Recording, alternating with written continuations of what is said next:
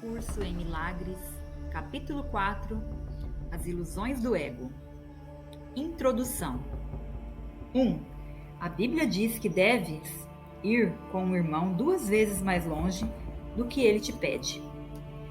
Certamente não sugere que o retardes em sua jornada. Do mesmo modo, a devoção a um irmão não pode te retardar. Só pode conduzir ao progresso mútuo. O resultado da devoção genuína é a inspiração. Uma palavra que, compreendida de modo adequado, é o oposto da fadiga. Estar fadigado é estar desespiritualizado, mas estar inspirado é estar no espírito.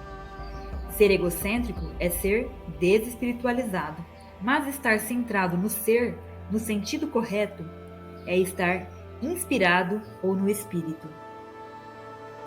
Os verdadeiramente inspirados são iluminados e não podem habitar na escuridão. 2. Tu podes falar a partir do espírito ou a partir do ego, conforme escolheres. Se falas a partir do espírito, optas por, abre aspas, aquietai-vos e sabei que eu sou Deus. Essas palavras são inspiradas porque refletem conhecimento.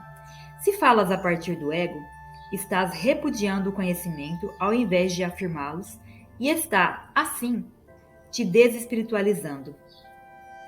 Não embarques em jornadas inúteis, pois de fato são em vão. O ego pode desejá-las, mas o espírito não pode embarcar nelas, pois se recusa sempre a sair do seu fundamento. 3. A jornada à cruz deve ser a última jornada inútil. Não vivas nela, mas despede-a como já tendo sido realizada. Se podes aceitá-la como a tua última jornada inútil, está também livre para te unires à minha ressurreição. Enquanto não fizeres isso, a tua vida de fato é desperdiçada. Ela meramente reencena a separação, a perda do poder, as tentativas fúteis que o ego faz para reparar e, finalmente, a crucificação do corpo ou a morte. Tais repetições não têm fim até que se desista delas voluntariamente. Não cometas o erro patético de, abre aspas, te agarrares à velha cruz áspera, fecha aspas. A única mensagem da crucificação é que podes vencer a cruz. Até então, tu és livre para crucificar a ti mesmo quantas vezes escolheres. Não é o evangelho que eu pretendi oferecer-te. Nós temos outra jornada a empreender. Se leres essas lições cuidadosamente, elas te ajudarão a te preparares para empreendê-la. Tópico 1. Ensinamento certo e aprendizado certo. 1. Um bom professor esclarece as suas próprias ideias e as fortalece por ensiná-las. O professor e o aluno são iguais no processo de aprendizado. Eles estão no mesmo nível de aprendizado e, a menos que compartilhem suas lições, lhes faltará a convicção. Um bom professor tem que acreditar nas ideias que ensina, mas tem que preencher ainda outra condição. Tem que acreditar nos estudantes a quem oferece as ideias. 2. Muitos montam guarda sobre suas ideias porque querem proteger seus sistemas de pensamento, assim como são. E aprendizado significa mudança.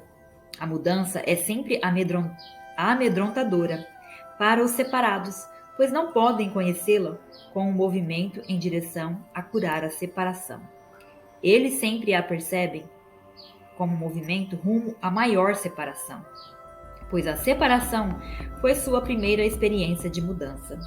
Acreditas que, se não permitires que nenhuma mudança entre no teu ego, acharás paz. Essa profunda confusão só é possível se afirmas que o mesmo sistema de pensamento pode erguer-se com base em 2 fundamentos. Nada pode alcançar o espírito a partir do ego, e nada pode alcançar o ego a partir do espírito. O espírito não pode fortalecer o ego, nem reduzir o conflito dentro dele.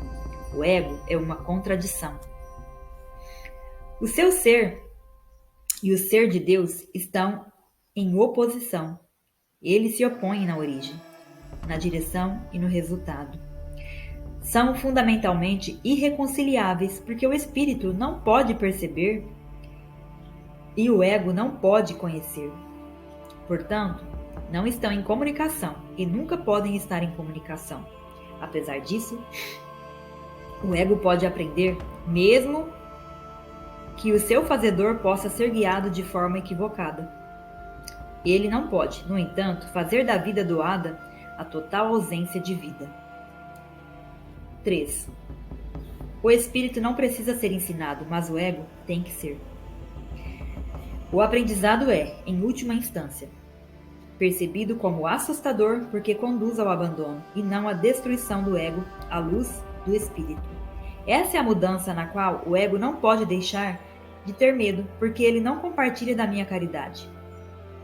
Minha lição era como a tua, e, porque a aprendi, posso ensiná-la. Eu nunca vou atacar o teu ego, mas estou tentando ensinar-te como surgiu o seu sistema de pensamento. Quando eu te lembro da sua verdadeira criação, o teu ego não pode deixar de responder com medo. 4. O ensino é o aprendizado nas tuas maiores forças. Agora, porque fazem com que sejas capaz de mudar a tua mente e ajudar outros a mudar as suas.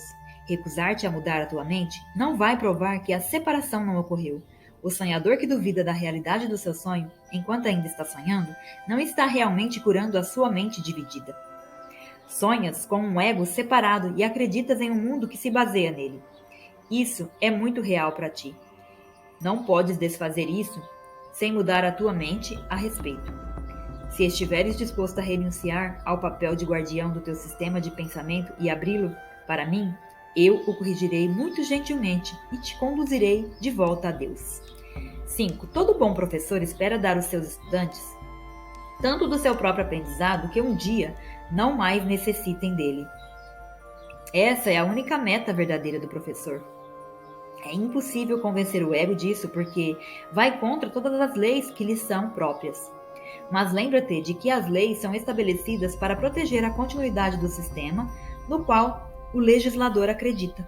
É natural para o ego tentar proteger a si mesmo, uma vez que tu o fizeste. Mas não é natural para ti querer obedecer às leis do ego, a não ser que tu acreditas nelas.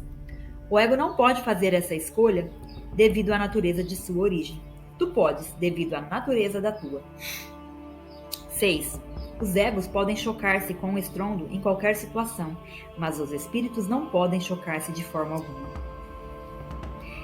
Se percebes um professor meramente como um ego maior, sentirás medo, porque engrandecer um ego seria aumentar a ansiedade a respeito da separação. Eu vou ensinar contigo e viver contigo, se pensares comigo, mas minha meta sempre será finalmente absolver-te da necessidade de um professor. Isso é o oposto da meta do professor orientado pelo ego. Ele está preocupado com o efeito do seu ego sobre os outros e, portanto, interpreta a sua interação com um meio de preservação egótica. Eu não seria capaz de devotar-me ao ensino se acreditasse nisso, e tu não serás um professor devotado? Enquanto acreditares nisso, eu estou constantemente sendo percebido como um professor, que deve ser exaltado ou rejeitado, mas não aceito nenhuma das duas percepções para mim mesmo. 7. O teu valor não é estabelecido pelo ensino ou pelo aprendizado. O teu valor é estabelecido por Deus. Enquanto contestares isso, tudo o que fizeres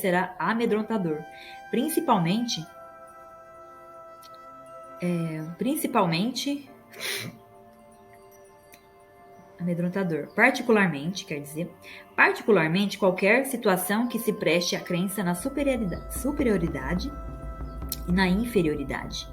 Os professores têm que ser pacientes e repetir suas lições até que elas sejam aprendidas. Eu estou disposto a fazer isso porque não tenho nenhum direito de estabelecer os limites do teu aprendizado para ti. Mais uma vez, Nada do que escutas, pensas, desejas ou fazes é necessário para estabelecer o teu valor. Esse ponto não é discutível, exceto em delusões. O teu ego nunca está em jogo porque Deus não o criou. O teu espírito nunca está em jogo porque Ele o criou. Qualquer confusão nesse ponto é delusória e nenhuma forma de devoção é possível enquanto durar essa delusão. 8. O ego tenta explorar todas as situações usando-as como forma de louvor para si mesmo, de modo a superar as próprias dúvidas. Ele permanecerá em dúvida enquanto acreditares na sua existência. Tu que o fizestes, não podes confiar no ego, porque na tua mente certa reconheces que ele não é real. A única solução sã é não tentar mudar a realidade, que é de fato uma tentativa amedrontadora, mas aceitá-la como ela é. Tu és parte da realidade que permanece imutável, além do alcance do teu ego, mas facilmente acessível ao espírito. Quando sentes medos, aquieta-te e sabe que Deus é real e que tu és o seu filho amado, com quem ele se compraz. Não permitas que o teu ego conte isso, porque o ego não pode conhecer o que não está tão além do seu alcance como tu estás. 9. Deus não é o autor do medo. Tu és. Escolheste criar de modo diferente dele e fizeste, portanto, o medo para ti mesmo. Não estás em paz porque não estás cumprindo a tua função. Deus te deu uma função muito sublime que tu não estás encontrando. O teu ego escolheu sentir medo ao invés de encontrá-la. Quando despertares, não será capaz de compreender isso, porque isso é literalmente inacreditável. Não acredites no inacreditável agora. Qualquer tentativa de aumentar sua credibilidade meramente adia o inevitável. A palavra inevitável é amedrontadora para o ego, mas alegre para o espírito. Deus é inevitável e tu não pode desviá-lo, assim como ele não pode evitar-te. 10. O ego tem medo da alegria do espírito, pois uma vez que tu a tiveres experimentado, retirarás toda a proteção do ego e passarás a não ter nenhum investimento no medo. O teu investimento agora é grande porque o medo é uma testemunha da separação e o teu ego se regozija quando tu a testemunhas. Deixa-a para trás, não a escutes e não a preserves. Escuta apenas a Deus, que é tão incapaz de engano quanto o espírito que ele criou. Libera a ti mesmo e libera outros. Não apresentes um relato falso e indigno de ti aos outros, e não aceites tal retrato deles para ti mesmo. 11. O ego tem construído para ti uma casa depauperada, que não te abriga, porque não pode construir de outra forma. Não tentes fazer com que essa casa empobrecida fique de pé. A sua fraqueza é a tua força. Só Deus pode fazer uma casa digna das suas criações, que escolheram deixá-la vazia por desapropriarem a si mesmas. Apesar disso, a sua casa ficará de pé para sempre e está pronta para ti quando escolheres entrar. Disso tudo podes estar totalmente certo. Deus é tão incapaz de criar o perecível quanto o ego de fazer o eterno. 12. Com o teu ego, tu nada podes fazer para salvar a ti mesmo ou aos outros, mas com o teu espírito podes fazer tudo para a salvação de ambos. A humildade é uma lição para o ego, não para o espírito. O espírito está além da humildade, porque reconhece sua radiância e com contentamento derrama sua luz por toda a parte. Os mansos herdarão a terra porque seus egos são humildes, e isso lhes dá uma percepção mais verdadeira. O reino do céu é o direito do espírito, cuja beleza e dignidade estão muito além da dúvida, além da percepção, e ficam para sempre com a marca do amor de Deus por suas criações, que são totalmente dignas dele e só dele. Nada além disso é suficientemente digno de ser uma dádiva para uma criação do próprio Deus. 13. Eu substituirei o teu ego se tu o desejares, mas nunca o teu espírito. Um pai pode seguramente deixar uma criança com um irmão mais velho que tenha se mostrado responsável, mas isso não envolve nenhuma confusão em relação à origem da criança. O irmão pode proteger o corpo da criança e seu ego, mas não se confunde com o pai por fazer isso. Tu podes me confiar o teu corpo e o teu ego, apenas porque isso faz com que sejas capaz de não te preocupares com eles e me permite ensinar-te que eles não têm importância. Eu não poderia compreender a importância que tem para ti se uma vez eu mesmo não tivesse sido tentado a acreditar nelas. Vamos, então, empreender o aprendizado dessa lição juntos, de modo que possamos ficar livres deles juntos. Eu preciso de professores devotados que compartilhem meu objetivo de curar a mente. O espírito está muito além da necessidade da tua proteção ou da minha. Lembra-te disso. Nesse mundo, não precisas ter aflições, porque eu venci o mundo. É por isso que deves ter bom ânimo. Tópico 2. O ego e a falsa autonomia. 1. É razoável perguntar como a mente pôde jamais ter feito ego. De fato, é a melhor pergunta que tu poderias fazer. Não faz sentido, porém, dar uma resposta em termos de passado, porque o passado não importa e a história não existiria se os mesmos erros não estivessem sendo repetidos no presente. O pensamento abstrato aplica-se ao conhecimento porque o conhecimento é completamente impessoal e exemplos são irrelevantes para a sua compreensão. A percepção, contudo, é sempre específica e, portanto, bastante concreta. 2. Cada um faz para si um ego ou um ser que está sujeito a enorme variação por causa da sua instabilidade. Faz também um ego para cada pessoa que percebe que é igualmente variável. A sua interação é um processo que altera a ambos, porque não foram feitos pelo inalterável ou com ele.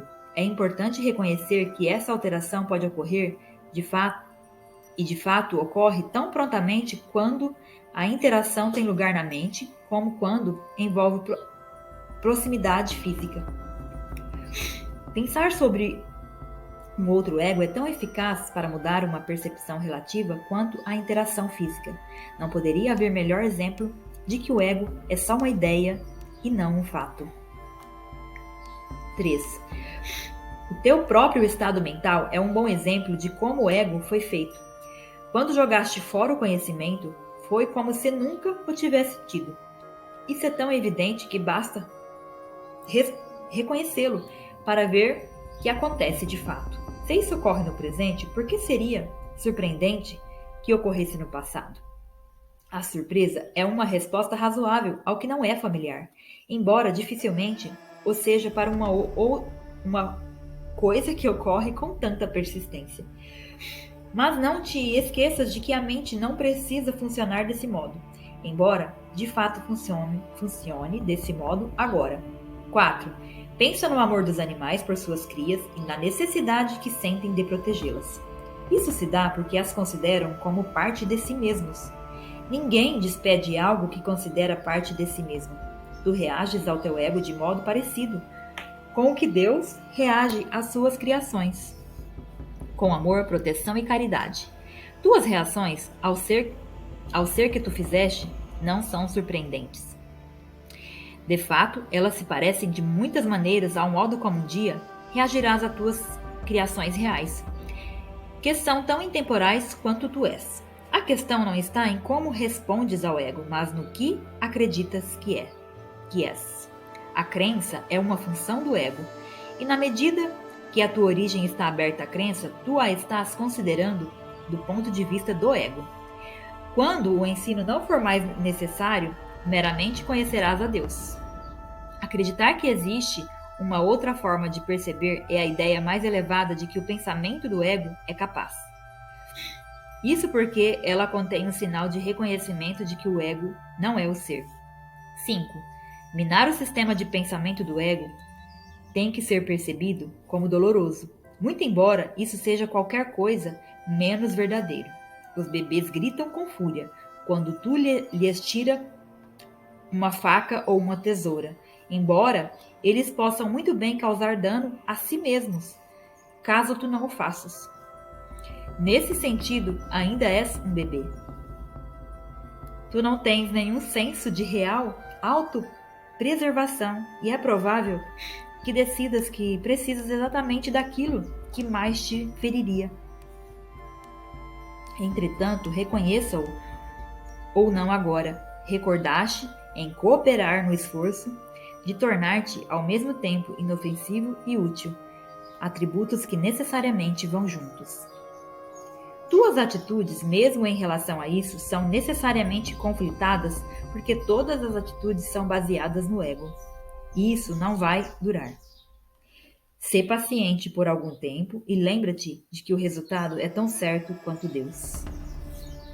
6. Só aqueles que têm um senso de abundância real e duradouro podem ser verdadeiramente caridosos. Isso é óbvio quando consideras o que está envolvido. Para o ego, dar qualquer coisa implica em que terás que ficar sem ela. Quando associas dar com sacrifício, só dás porque acredita que está, de algum modo, conseguindo algo melhor, e portanto podes ficar sem o que estás dando. Dar para receber. É uma lei do ego, da qual não se pode escapar, e ele sempre avalia a si mesmo em relação aos outros egos. Está, portanto, continuamente preocupado com a crença na escassez que lhe deu origem. Toda a sua percepção dos outros egos como reais é apenas uma tentativa de se convencer de que ele é real. A autoestima, em termos egóticos, não significa nada, além de que o ego iludiu a si mesmo a ponto de aceitar a própria realidade que é, portanto, temporariamente menos predatório. Essa autoestima é sempre vulnerável à tensão, um termo que se refere a qualquer coisa percebida como ameaça à existência do ego. 7. O ego vive literalmente por comparações. A igualdade está além do seu alcance e a caridade passa a ser impossível. O ego nunca dá a partir da abundância porque foi feito como um substituto para ela. É por isso que o conceito de receber surgiu no sistema de pensamento do ego. Os apetites são mecanismos para receber, representando a necessidade do ego de confirmar a si mesmo. Isso é tão verdadeiro dos apetites do corpo quanto das assim chamadas necessidades mais elevadas do ego. Na origem dos apetites do corpo, não são físicos. O ego considera o corpo como a sua casa e tenta satisfazer-se através do corpo. Mas a ideia de que isso é possível é uma decisão da mente que passou a ser completamente confusa em relação ao que é possível na realidade. 8. O ego acredita estar completamente sozinho, o que é apenas uma outra forma de descrever como ele pensa que se originou. Esse é um atestado tão amedrontador que ele só pode voltar-se para os outros egos e tentar unir-se a eles, em uma frágil tentativa de identificação, ou atacá-los em uma demonstração igualmente frágil de força. Não está livre, porém, para abrir a premissa ao questionamento, porque a premissa é o seu fundamento. O ego é a crença da mente em estar completamente sozinha. As tentativas sem fim do ego para ganhar o reconhecimento do espírito e assim estabelecer a própria existência são inúteis. O espírito, no seu conhecimento, não está ciente do ego. Ele não o ataca, simplesmente não pode concebê-lo de forma alguma. Embora o ego, do mesmo modo, não esteja ciente do espírito, de fato percebe a si mesmo como se estivesse sendo rejeitado por algo maior do que ele. É por isso que a autoestima em termos de ego não pode deixar de ser delusória. As criações de Deus não criam mitos, muito embora o esforço criativo possa ser voltado para a mitologia. Porém, só pode fazê-lo sob uma condição. O que ele faz já não é criativo. Os mitos estão inteiramente ligados à percepção e são tão ambíguos na forma e tão caracteristicamente bons e maus por natureza, que o mais benevolente entre eles não está isento de conotações amedrontadoras. 9. Mitos e mágicas estão intimamente associados, já que os mitos usualmente se relacionam às origens do ego e a mágica aos poderes que o ego atribui a si mesmo. Os sistemas mitológicos, em geral, incluem alguma descrição da criação e associam isso à sua forma particular de mágica, a assim chamada luta pela sobrevivência. É somente a batalha do ego para perseverar a si mesmo e a sua interpretação do seu próprio começo. Esse começo é usualmente associado ao nascimento físico, porque é difícil manter que o ego existia antes desse ponto no tempo. As pessoas orientadas para o ego de forma mais religiosa podem acreditar que a alma existia antes e vai continuar a existir após um lapso temporário na vida do ego. Algumas até mesmo acreditam que a alma será punida por esse lapso. Contudo, a salvação não se aplica ao espírito, que não está em perigo e nem precisa ser resgatado.